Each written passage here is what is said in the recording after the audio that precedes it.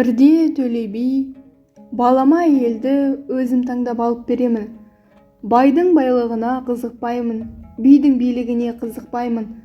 Асыл пышақ қап түбінде жатпайды деген. Келінім ақылды болса, балам дана боларды. Ердің бақты әйел деген. Ел сыйлайтын ерді ақылдылықпен адам етіп тәрбиелейтін әйел. Кең жайылған дастарханымен ердің атын шығаратын да әйел. Малына, байлығына қызығып, ешкімге құда болмаймын. Келінді асықпай ел арасынан өзім іздеймін. Бұйрық болып кездессе көрермін. Ырыс бақытта, қызырда әйелде. Әйел қызырлы болса, үйіңнен жақсы адам кетпейді. Берекелі үйге кім келмейді? Жақсы әйелдің арқасында ердің даңқы кетеді.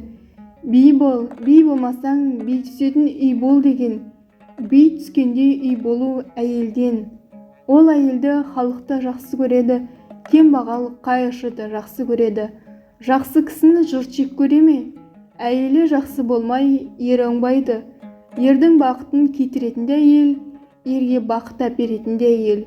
Осындай ой құшағында жүрген Төле биге Түрікмен елінен елші келіп, бір жылдай бері бітпей жатқан дауымыз бар еді. Соған билік жасаңыз деп шақырады. Жер шалғай болса да Төле би Түрікмен еліне барып, дауласқан екі жақты татуластырып қайтады. Аттары болдырап, шөлдеп шөлкеп келе жатқан жолаушылардың алдынан бір топ атты қыз-келіншек көрінеді. Ол топтың ішінде Данагүл дейтін кедейдің қызы да бар еді. Жалғыз көк шолақ атына мініп, байдың қыздарымен тойдан қайтқан беті еді деседі. Ей апалар, тоқтаңыздар, аттарыңыздың басын тартыңыздар. Жоғары жақтан бір қатар аттылар келе жатыр. Алдынан кесе келденің өтпейік. Үлкендердің алдынан кесіп өту дұрыс болмайды. Олар ел қорғайтұғын, жер қорғайтұғын ерлер. Кім біліпті, араларында ақыл асқан ақылды, данышпан қариялары бар шығар. Ашулы, арынды батырлары бар шығар. Ер сыйлаған есікте қалмас деген. Әлі-ақ бәрімізде бір-бір үйдің иесі боламыз. Шарапат жақсылығы тер. Үлкен кісілердің батасын алып, алғысына бөленейік. Апалар, аттарыңыздың басын тартыңыздар, тосып тұралық. Атты кісілер алдамыздан кесіп өтсін. Сонан соң жүрсекте ауылымызға жетерміз, деді Данагүл. Қызыл-жасыл киген қыздар жол кеспей иіріліп тұрып қалды. Топ алдындағы Төле би мұны алыстан көріп, байқап келе жатады. Қызыл-жасыл киінген қыздардың деңгейіне жетіп, алдарынан өтіп, атала келдерліктей жерге ұзап кеткен соң, қасындағы жолдастарының біреуіне анау алдымызды кеспей кейіндеп қалған балаларды шақырып келші деді. Ол шауып барып қыздарды шақырып келді. Жақындай бергенде Данагүл атынан түсіп жаяулап, апалар, бәріңіз де аттан түсіңіздер. Жаяу барып сәлем берейік.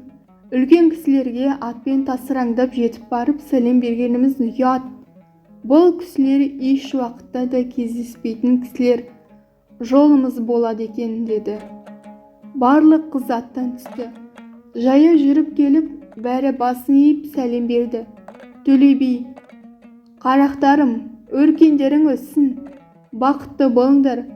Қай ауылдың баласысыңдар, дейді. Сиқым ауылының баласы едік. Сендер алыстан бізді көріп тосып тұрдыңдар. Әлде қашан өтіп кететін уақыттарың болып еді. Не себептен тостыңдар, соны айтыңдар. Қыздар жауап таба алмай Данагүлге қарады. Ол, аталар, біз сіздерді алыстан көріп, аталарымыз бен ағаларымыз шығар. Араларында ер бастаған батыр бар шығар. Сол ерге ақыл айтқан ақ сақалы бар шығар. Әкеміздей үлкен қызырлы адамы бар шығар деп алдарыңыздан өтпей тосып тұрдық. Үлкен кісілердің батасын алалық. Жақсыны көрмек үшін көрмеген аталарымыз, ағаларымыз болса көрелік. Аты жөнін білейік деп тосып тұрдық, деді. Қарағым, балам, атың кім, деді Төле би. Атым Данагүл ата. Әкеңнің аты кім? Әкемнің аты Алакөз. Жақсы, шырақтарым, өркендерің өссін. Құдай тілеулеріңді берсін. Жарайды енді, аттарыңа мініңдер, деп Төле би батасын беріп жүріп кетті. Тарт Сиқым ауылына, дейді былай шыға бере жолдастарына. Сиқым ауылына жақындап келгенде бір серігін шаптырды. Бар Алакөзге, ауқатты адам ба екен, нашар адам ба екен, қандай адам екен, хал жайын біліп, біз жеткенше қайта орал дейді. Шапқыншы бәрін біліп қайта оралды. Ой, биеке, Алакөз деген кедей адам екен, байдың жылқышысы көрінеді. Үйі қайсысы? Үйі анау шетте тұрған қараша үй. Жүр, мені ертіп барғын, дейді. Шапқыншы ертіп барды. Алакөздің үйі қырық жамау, тесік-тесік, ішінен қарасы сырты көрінетін қараша үй. Алакөз қайда? Анау құдық басында мал суғарып жүр. Қазақ тіліндегі арнаның дамуына өз үлесіңізді қосып каналға тіркеле кетіңіз. Шақырып кел. Орта жастағы әйел шапқыншыға шидің ішінен бір тостаған айран ұсынды. Шөлдеп келген адам айранды тұшына жұтып, басын көтере бергенде, үйге ұзын бойлы 35-40-тың ар жақ бер жағындағы жігіт ағасы кіріп келді. Ассаламағалейкум. Уағалейкуассалам. Иә, Алакөз деген сіз боласыз ба? Мен боламын. Сен болсаң, ауылыңа мейман келді. Төле биді білесіз бе? Ойбай, білмегенде ше, оныңыз не дегеніңіз? Төкеңді кім білмейді? Ол кісіні бүкіл қазақ түгілі, өзбек, қырғыз, қарақалпақ, түркмен түгіл біледі емес пе? Ал енді сол төкең мұна түркмен жақтан келе жатыр еді.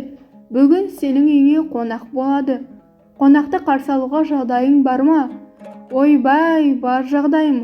Ол кісіні Құдай айдап біздікіне келсе, одан артық бақыт бар ма? Байларға бармай, біздікіне келгеніне 1000 мәрте шүкіршілік етеміз. Ал қатын қамдан, байдан бір мал сұрап әкелейін. Шапқыншы қайта шауып кетті. Алакөз де атына мінді. Келін сәлем беріп, Төле биді серіктермен үйіне әкеп түсіреді. Алаша киіз жетпеген жерге қамыс төседі. Үй кісіге толды. Жалғыз сиырның айранына суды қосып жіберіп, шалап жасап, бір тостағанынан сусын ұсынды. Біреулерді жүгіртіп, байлардың үйінен самауыр, қарызғаннан алдырды. Ауыл хабарланып, жиналып қалды. Ой, Алакөздің үйіне Төле би келіп түсті. Қасында бір топ жолдасы бар деген хабар байға да жетті. Домаланып ауылда келді. Келіп, о, төке деп сәлем беріп шұрылдасып жатыр. Төке, біздің үйге неге түспедіңіз? Мынау балаңызды ұялтқаныңыз қалай?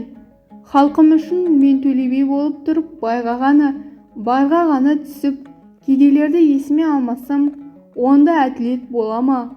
Байға жақ боп кедейдің ақысын жібермесем, онда жұрт әділетті деп айтар ма еді?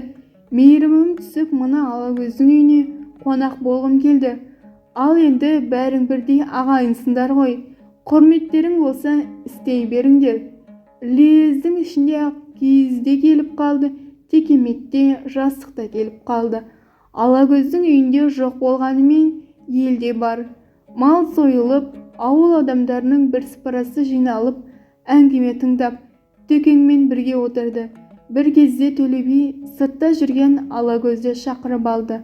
Алакөзім, балаң бар ма? Қанша балаң бар?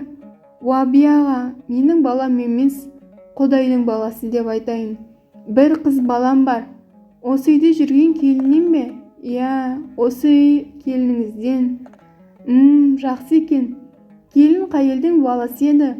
О би аға, келініңіз мынау қожа атамның тұқымы еді. Тектұрмас деген әулиенің әулетінен. Жақсы екен, жарайды. Балам, әлгі қызыңды, Данагүлді шақырып кел.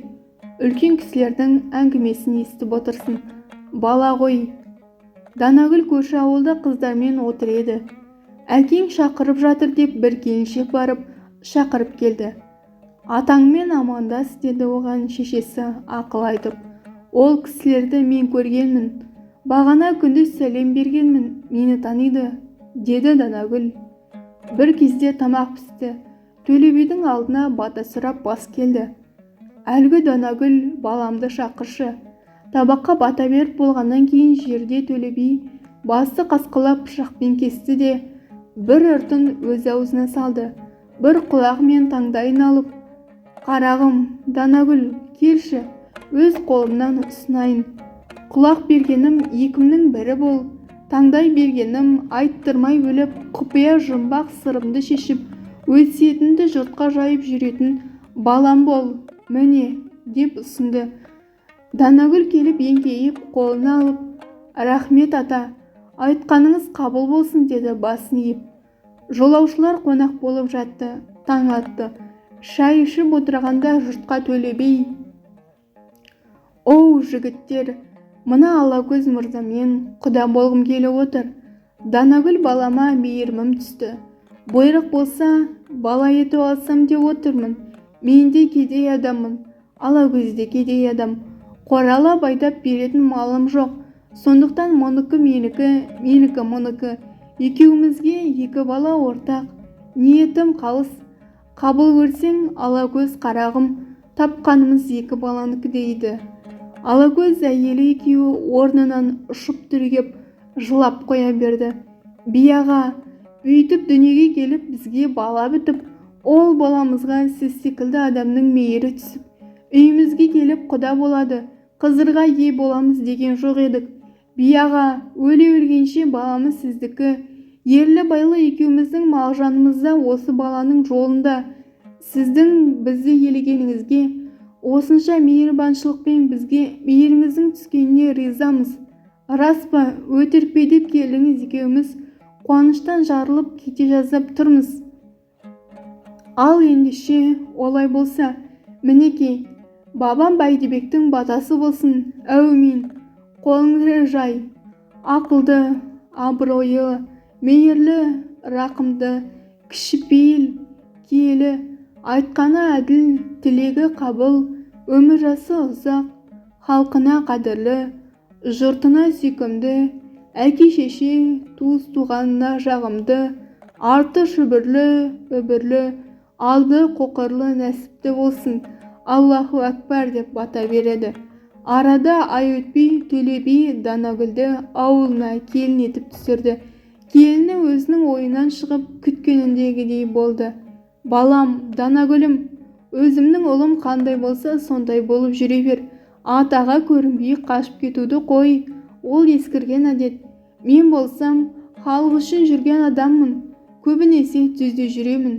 Үйдің, ауыл-абаның бәрінің ақылшысы өзің бол, шырағым. Шаруаны да өзің басқар. Тізгін шылбырды қолыңа ал», деп келінің баласындай көріп, титтей нәрсе болса ақылдасып отыратын болады. Бір жақтан жолаушылап келсе, үлкен кісідей келініне көрген-білгенін айтып, сұрақ қоя сынап, ауылдағы шаруаның жайын әңгімелетіп, үнсіз тыңдап отырады екен. Көп ұзамай-ақ келіні ел аузына ілікті. «О, төкең тегін кісі емес қой, келінді тауып алды. Шүкір, келіні аулаймақ туғанға түгіл ақыл беруге жарайды», десті жұрт.